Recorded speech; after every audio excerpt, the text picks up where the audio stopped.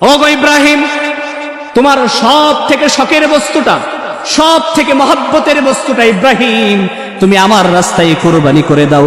ইব্রাহিম আলাইহিস সালাম জিলহজ মাসের 8 তারিখ, জিলহজ মাসের 8 তারিখের রাত্রিতে এই স্বপ্ন দেখলেন।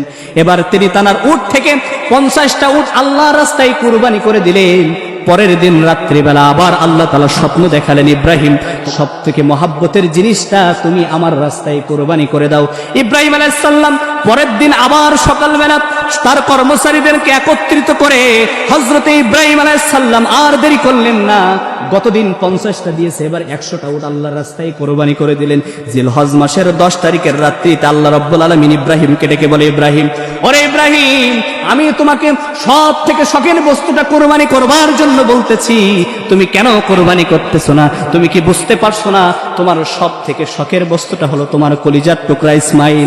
যে ইসমাইলটা 86 বছর সাধনা করার পরে তোমার স্ত্রী হাজেরার গর্ভ থেকে দুনিয়াতে এসেছে, যেই সন্তানটাকে তুমি বনবাসে রেখে এসেছিল, এই 13 বছর হয়ে গেল ইব্রাহিম, আর দেরি করা যাবে না। তোমার ওই সন্তান ইসমাইলকে এই মুহূর্তে আমি আল্লাহর রাস্তায় তুমি কুরবানি করে দাও। আমার ভাইয়ের, ইব্রাহিমের পরীক্ষা আরো শুরু হয়ে গেল। ইব্রাহিম আলাইহিস সালাম এবার গাটিতে করে একটা ছুরি নিলেন, আর এক সাইডে দড়ি নিয়ে, রশি নিয়ে এবার রওনা হলো সেই মক্কার উদ্দেশ্যে। কিনান থেকে মক্কায় তিনি চলে গেলেন। গিয়ে দেখে সেই আগের মতো আর মক্কার সেই জায়গাটা আগের মতো আর নাই। সেখানে অনেক জনমানবের বসবাস শুরু হয়ে গেছে, অনেক মানুষ ওখানে রয়েছে। ইব্রাহিম আলাইহিস সালাম এবার ছোট্ট বাচ্চাদেরকে ডেকে বলছে, ও সোনার মানিকেরা, তোমরা কি ইসমাইলকে চিনো? তো বলছে, হ্যাঁ ইসমাইলকে চিনি। ওই যে একটা বাসা দেখা যায়, ওই বাসাটা ভাঙাচোরা বাসা, খেজুর পাতার ছাউনি, ওই বাসায় ইসমাইল আর তার মা হাজেরা ওই বাসায় থাকে। আমার ভাইয়েরা, ইব্রাহিম আলাইহিস সালাম এবার বলল, যাও একটু ইসমাইলকে ডেকে দাও। তখন বাচ্চারা প্রশ্ন করে, আপনি কে? ইসমাইলের খোঁজে এসেছেন? তখন ইব্রাহিম কান্না করতেছে আর বলতেছে, আহারে, তোমরা জিজ্ঞাসা করলে আর আমাকে কষ্ট দিচ্ছে। আমি হলাম ওই ইসমাইলের জন্মদাতা পিতা, আমি হলাম ইব্রাহিম। বাচ্চারা অনেক আনন্দ পেলেন, আর দেরি করলেন না, দৌড়াতে দৌড়াতে ইসমাইলকে ডাক দিয়ে বলে, ইসমাইল, আরে ইসমাইল, তোমার আব্বা ইব্রাহিম এসেছে, আর দেরি করো না, এই মুহূর্তে তুমি চলে আসো, তোমার আব্বার সঙ্গে তুমি দেখা করো। ইসমাইল বাহিরে আসলেন, ইব্রাহিমকে চিনতে পারেন না, কারণ ছোট্টবেলায় ইসমাইলকে রেখে আসে, বাবার চেহারাটা কোনোদিন দেখে নাই, বাবারে চিনতে পারে না। হাজেরা বাহিরে আসলেন, সালাম বিনিময় করলেন, আর বললেন, ইসমাইল, এটাই হলো তোমার জন্মদাতা পিতা ইব্রাহিম, তোমার বাবা যেটা বলে তুমি সেটাই করো। আমার ভাইয়ের, আমার বন্ধুরা, একটু গভীর মনোযোগ দেন। হযরতে ইব্রাহিম আলাইহিস সালাম এবার ডাক দিয়ে বলে, হাজেরা, আর দেরি করা যাবে না, আমার ইসমাইলকে সুন্দর পোশাক পরায় দাও, মিনার উদ্দেশ্যে রওনা দিব। আমার ভাইয়েরা, হযরতে ইসমাইলকে নিয়ে আর ইব্রাহিম আলাইহিস সালাম সন্তানের হাত ধরে মিনার উদ্দেশ্যে রওনা হলেন। কিছু দূর যাওয়ার পরে হযরতে ইসমাইল আলাইহিস সালামকে শয়তান এসে ধোঁকা দেয়, বলে, ইসমাইল, তোমার আব্বা তোমাকে নিয়ে যাচ্ছে জবাই করার জন্য, তোমার গলায় ছুরি দেওয়ার জন্য, তোমার আব্বা তোমাকে নিয়ে যাচ্ছে রে ইসমাইল, তুমি তোমার আব্বার কাছ থেকে তোমার মায়ের কাছে চলে যাও। ইসমাইল দেখেন কি ঈমান ইসমাইলের। ইসমাইল ডেকে বলে, আব্বা জান, আমাকে কে যেন একজন পিছন দিক থেকে ডাক দিয়ে বলে, ওরে ইসমাইল, তোমার আব্বা তোমার গলায় ছুরি চালার জন্য তোমার আব্বা তোমাকে নিয়ে যাচ্ছে।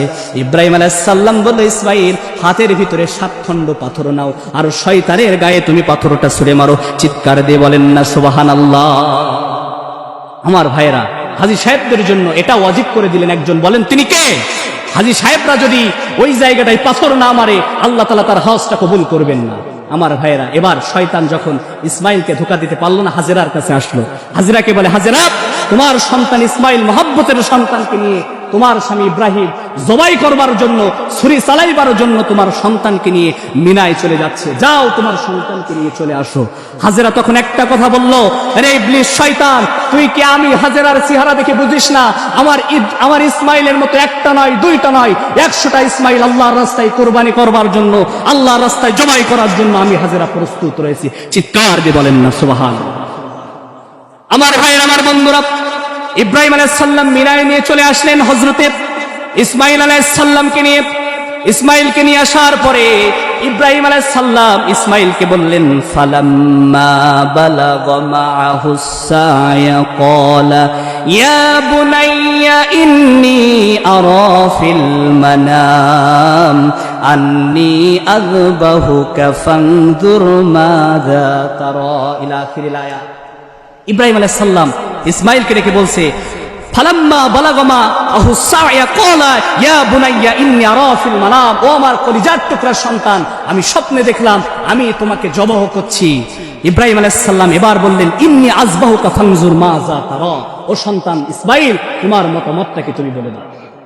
ইসমাঈল আলাইহিস সালাম এবার বললেন قال يا أبت فعل ما تؤمر ستجدني إن شاء الله من الصابرين। বলেন আল্লাহু আকবার। ইসমাঈল বলল আব্বা, আল্লাহ যেটা আদেশ করেছে আপনি সেটা পালন করেন, কারণ আপনি আমাকে পেয়ে যাবেন সাতাজিদুনি ইনশাআল্লাহু মিনাস সাবিরিন, আপনি ধৈর্যশীলদের কাতারে আমি ইসমাঈলকে পেয়ে যাবেন। আব্বাজান, যখন আপনি আমাকে জবাই করবেন তার আগে আমার হাতে দড়ি আর আমার পায়ে বেড়ি দিয়ে দিবেন, তার কারণ যখন আমার গলায় ইসমাঈলের গলায় যখন আপনি ইব্রাহিম ছুরি চালাইবেন হয়তোবা আমার কষ্ট হবে, আমি লাফালাফি করব, আমার পাটা যদি আপনার গায়ে লেগে যায় আব্বা বিয়াদপি হয়ে যাবে, কারণ আপনি আল্লাহর পয়গম্বর। আব্বাজান, আপনি এক কাজ করেন, আমার হাতে আমার পায়ে দড়ি বাঁধেন। ইব্রাহিম আলাইহিস সালাম হাতে দড়ি বাঁধলেন, পায়ে দড়ি বাঁধলেন, ইসমাঈলকে শোয়ালেন। ইসমাঈল আলাইহিস সালাম দেখে বলেন ও আব্বাজান, হাতের বেড়ি পায়ের দড়ি খুলে দেন, আর দেরি করা যাবে না। ইব্রাহিম আলাইহিস সালাম বললেন সন্তান রে, তুমি একবার দড়ি বাঁধতে বলো, একবার খুলতে বলো, তার কারণ কি? তুমি কি জবাই করতে রাজি হচ্ছ না? তখন ইসমাঈল বলে না আব্বা, যদি আপনি আমার পায়ে আর হাতে দড়ি বেঁধে জবাই করেন তাহলে কঠিন কাল কিয়ামতের দিন আল্লাহ রাব্বুল আলামিন আমাকে বলবে যে ইসমাঈল, তোমার আব্বা তোমাকে জবাই করবার জন্য যখন প্রস্তুতি গ্রহণ করছিল তখন তুমি রাজি ছিল না, এই জন্য তোমার আব্বা তোমাকে পায়ে হাতে দড়ি বেঁধে তোমাকে জবাই করতেছে। আব্বা দরকার নাই, সাতাজিদুনি ইনশাআল্লাহু মিনাস সাবিরিন, আপনি জবাইয়ের কাজ শুরু করে দেন, আমি আল্লাহ রাব্বুল আলামিনের অর্ডারে আপনার আদেশ পালন করব। বলেন সুবহানাল্লাহ।